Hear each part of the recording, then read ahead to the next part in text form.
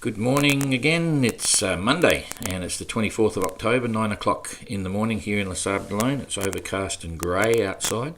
So I hope you had a good weekend. We were very busy. I didn't get to do the question and answers, which will happen sometime today for those that have asked questions. And the wind vane report on the hydrophone report on Damien will be out today. It's fantastic to see him underway again with the new shaft in and the rudder on. It'll be an interesting story to see how he achieved that. I was just thinking about it last night, thinking, I wonder if he put the shaft in, then went over the side and put the rudder in, or put the rudder on the bottom of the shaft, because he's got a couple of bolts holding it on, and then went over the side with the whole lot and then pushed the whole lot up into the housing. I'm not sure.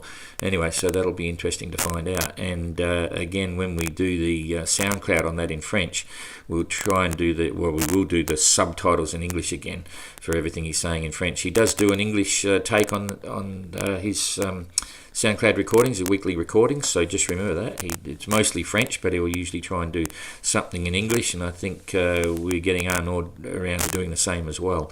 So we've got a few things happening. We're even looking at trying to do subtitles on my right here on this morning report. But subtitles in French. So we'll see. Seb's doing Mondays, Wednesdays, and Fridays a voice report, and we'll see. Anyway, we'll see.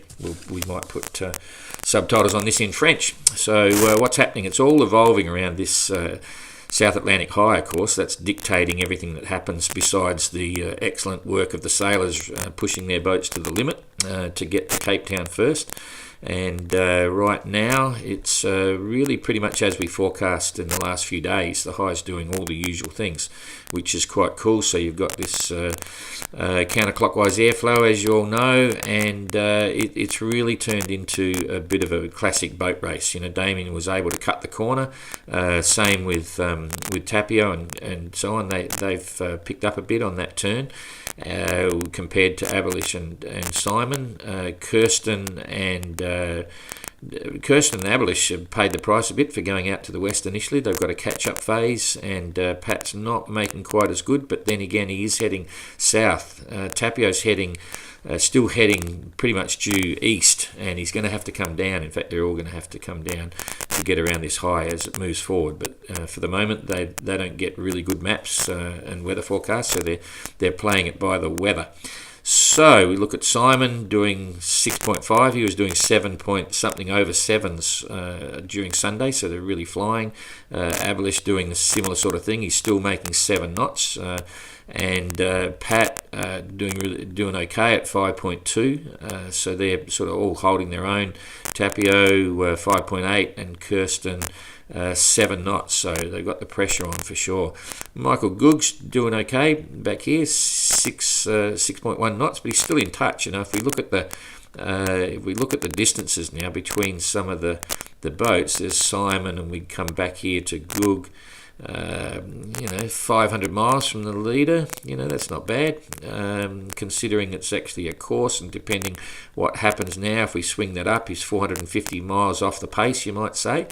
Damien's really closed the gap, sort of. This still gets a bit confusing because of the high. He's only a couple of hundred miles. You could say generally he's 200 miles now behind the leader, so cutting the corner has worked well for him. And Erton back here doing 6.1 knots. That's pretty cool. I don't think I mentioned what Damien's doing right now, that he's got his hydrovane back up 5.9 knots. They're all making well and truly over hull speed. And Jeremy's doing 5.5 with 130 mile day, which isn't bad. Guy still in the trades up here, 4.8. Elliot's just roaring straight down that longitude line, 6.3. He's happy, taking it out of Guy a little bit there. And Ian back on the pace again, 5.8. Everyone's pretty happy back here because they've got consistent trades. The seas are still pretty cool, pretty big. But they're making the most of it. 5.1 for Arnaud.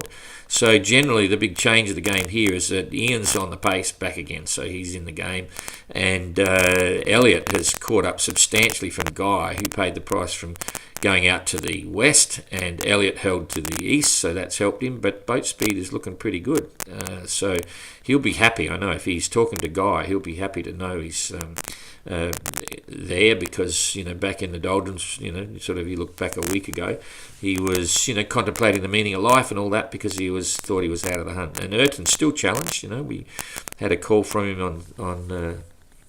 on Saturday, a safety call, and still pressured the weather. He doesn't like the weather. He had all the big squalls and all that sort of stuff, and but anyway, we'll see. He had the issue with his hydrovane, little bolt that shook loose, and I don't know. We'll have to see. He's got a few things on the boat that are going okay, but whether he thinks it's a good idea to carry on around the world as is, or whether he thinks he needs to stop and fix up his electrical, those decisions will come to the fore as he gets closer to Cape Town. So we'll watch with interest. And Goog's very happy. The boat's going like a dream, no dramas. Simon's happy again now, hopefully be able to sleep without worrying about what he's doing without a rudder on the hydrovane. And everything happening here is pretty good with the lead boats. We're not getting any bad reports. So what's happening with the weather?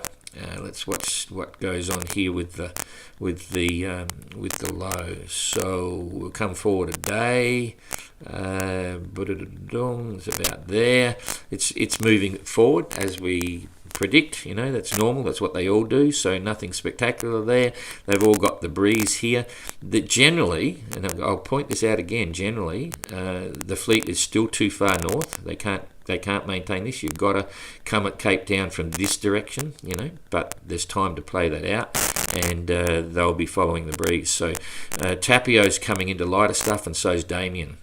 They need to get south, so they'll have to use up those miles they made cutting the corner later. 2 days ahead, plenty of breeze here for all these boats. Same with Tapio. He's better off. Obviously, you don't want to just go south and then east. If you can angle your way down here, you're far better off, and that's what they'll all be doing if they've got breeze. So no surprises there. It's a day ahead. We'll go forward to the 28th, which is 4 days ahead. These lead boats will still be up in the breeze here, but behind it might be challenging. They'll be in fluky. In fact, this is that's 4 days, so that's about 600 miles. Okay, there's 600 miles. We'll bring it back here to the lead boats, about 600 miles ahead. So on this weather map, they're going to be about here, so that's nice. They've all got good breeze. Even Damien at those latitudes, the higher latitude, it's got breeze, so they'll still be going, which is cool. Right now, over the weekend, they pulled off a couple of hundred miles or a few hundred miles, so lead boat is 1,700 miles from Cape Town. Not too bad. Jane just came in, but she gave me the okay. Apparently, there's a bit of a scratchy audio. Maybe it's not okay. Okay, that's the squeaky door. When Jane sneaks up behind me. Anyway, hopefully you've been hearing all this. Okay, now I've lost my train of thought. We're going ahead with the weather, and we're still on the 28th. So you see another high popping up underneath it here. So that's... I should have animated that.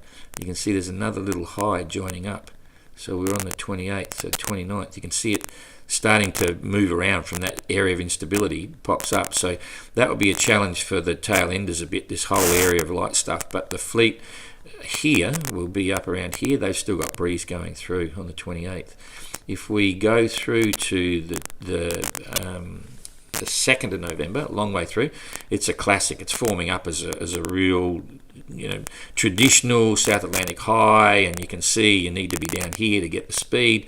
So that should be happening as it goes in. I'm just going to swap over a couple of things. People have been asking about some people don't even know what isobaric charts look like, but this is it's like a topographical land map for the height of a mountain. Okay, so imagine this is the South Atlantic high, and this is a gradient going up a hill to the top of the high, which is here. Okay, and that's going down the other side of the hill. The strength of this high is measured in hectopascals here, which is 1,028.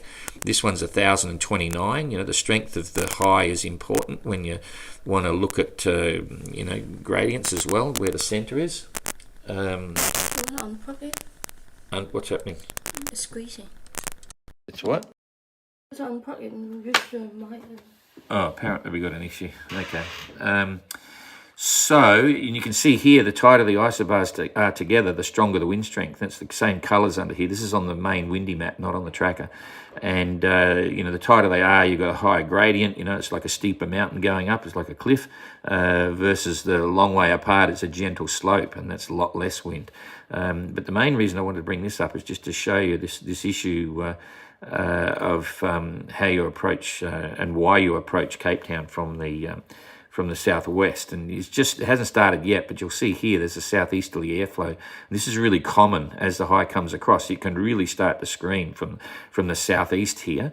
And so I'll just pick that up a bit. You imagine sort of 30, 40 knots coming this way. If you're coming into Cape Town from that direction, it's all on the nose.